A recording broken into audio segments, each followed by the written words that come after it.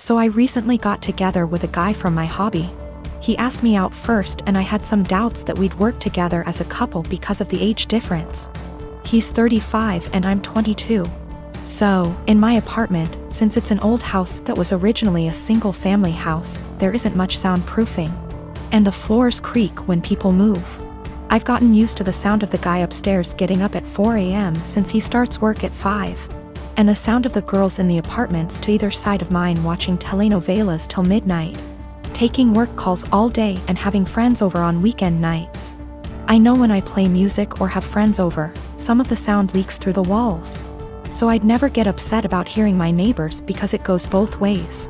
So, when my boyfriend started coming over more often, he had complaints about the neighbors, which put me in an awkward place. He wanted to go speak to them or have me text them and I said no. For example, one of the early times he stayed over we went to bed around 10. He wanted me to ask my neighbor to turn down her TV. I said she didn't have it that loud and she turns it off at midnight anyway. At 4 a.m., he got very irritated with my upstairs neighbor getting up and cooking breakfast. I said that he would be done by 5 because that's when his shift starts. At 7 a.m., he was still trying to sleep in and the neighbor on the other side had some work calls that he said he couldn't sleep through. I offered him earplugs and he said he couldn't sleep with them in either. He wanted me to ask her to quiet down.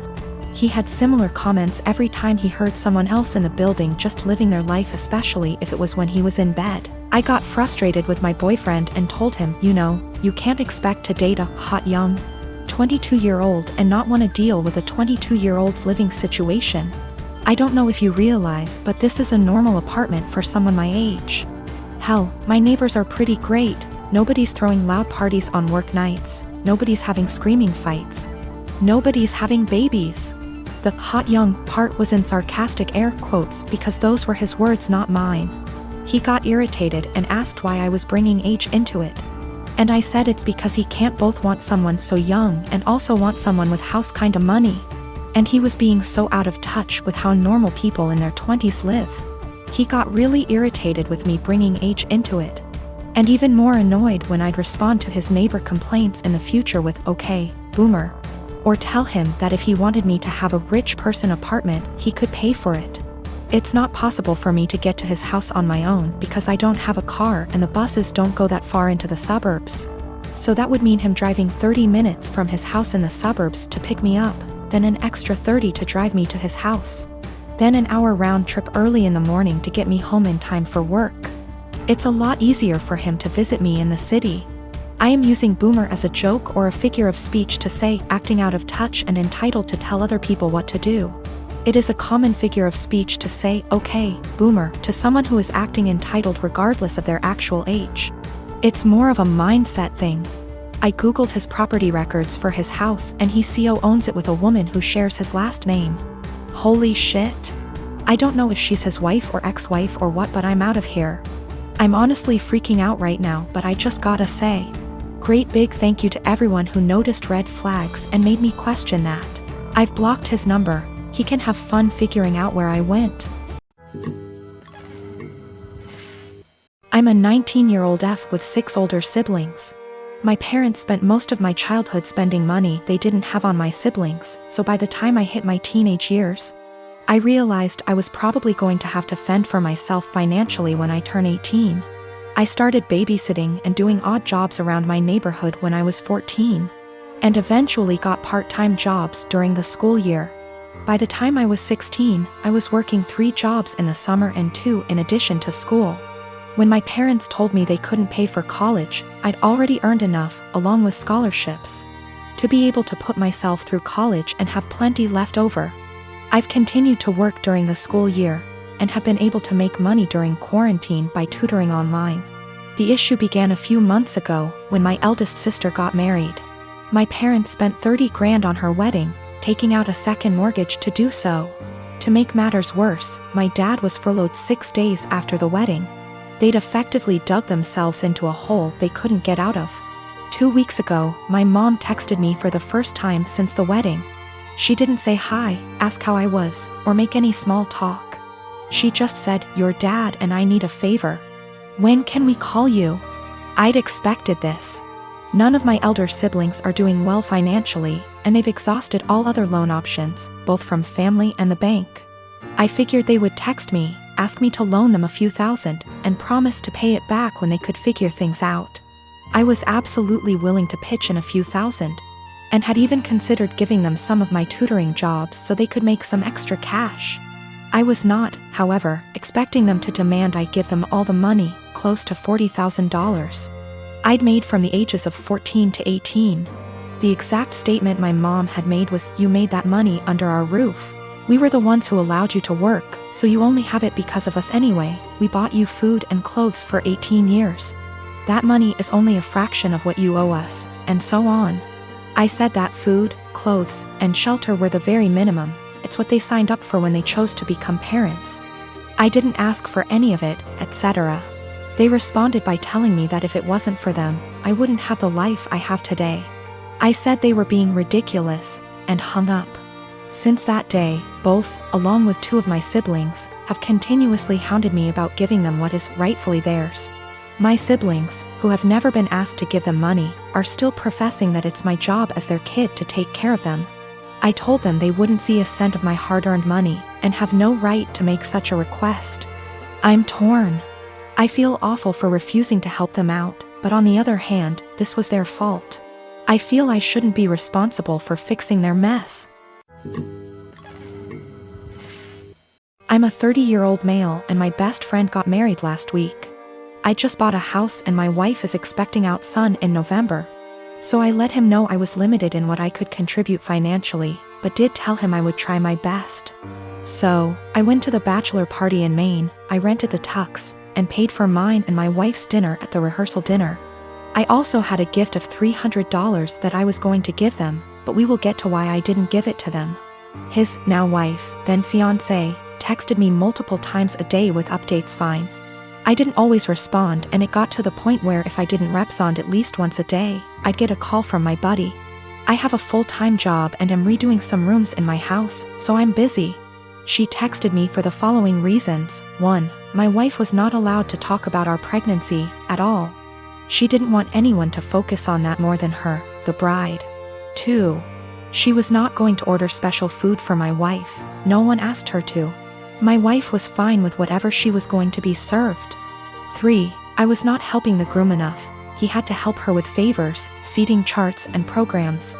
So I had to help him with those things, according to her.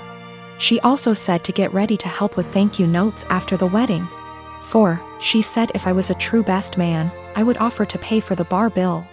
I don't even know what that means. 5. She had to read to approve my speech before the rehearsal dinner and wanted to be included as much as my buddy. She told me to make up things if I had to. I was also not allowed to include anyone but the two of them and no inside jokes or stories about my buddy that didn't include her. 6. Her last text said to tell my wife to keep it together and not make a pregnancy scene during the wedding. Also, she wanted her to choose a dress that downplayed her pregnancy as much as possible. I was just so aggravated. I spoke to my friend to see if he could reason with her. He told me to just play ball on this one, it's her day, and to cut him a break. Because he'd be dealing with her nonsense for the rest of his life. I was annoyed but calmed down. The day of, all the bride and my buddy do is scold me, berate me and bark orders. I head down to the bar for a drink. The bride's mother is there and warns me not to get drunk because I've ruined her daughter's day enough. I didn't give them the card with the cash and in the speech. I used my friend's exact wording about having to deal with her nonsense for the rest of his life. I wished them the best and told him I'd always be there for him, especially during the divorce. My father is a dick. When he got my mother pregnant, he wanted her to quit her job and just stay home to be a good little wife and mother. He is very well off due to a trust fund and he doesn't really need to work. My mother refused and divorced him. Because of a prenup she got very little and he moved back to Europe. His parents never knew about me and my mother had a good profession and I never really wanted for anything. My grandmother and grandfather, her mom and dad were awesome. And I got to spend my summers exploring the wilds of Western Canada with them. My father never paid the child support he should have. Like I said, it did really matter. My mom makes good money and she gave me a great life as a child. I'm getting married. I met the love of my life at university and we have been together for 8 years. He is a wonderful person and he really is my lobster. His family is from the same city as my father and they are a huge rambunctious bunch. Because of a lot of intermingled business and personal relationships, my parental grandparents found out about my impending wedding, and me, I suppose. They have been in contact and want to come to Canada to meet me and my fiancé, who I guess is a grandson of an acquaintance of theirs. Small world. When they found out that my father had basically abandoned me to fend for myself in this world, this is honestly how they see it. They were pissed, to say the least. It is very funny because we are decidedly upper middle class here. So long story short, they had their lawyer calculate the amount of child support my father should have paid with interest, and the cost of my post-secondary education. They then gave me this as a gift. What I didn't know was that it came out of my father's yearly draw on his trust fund.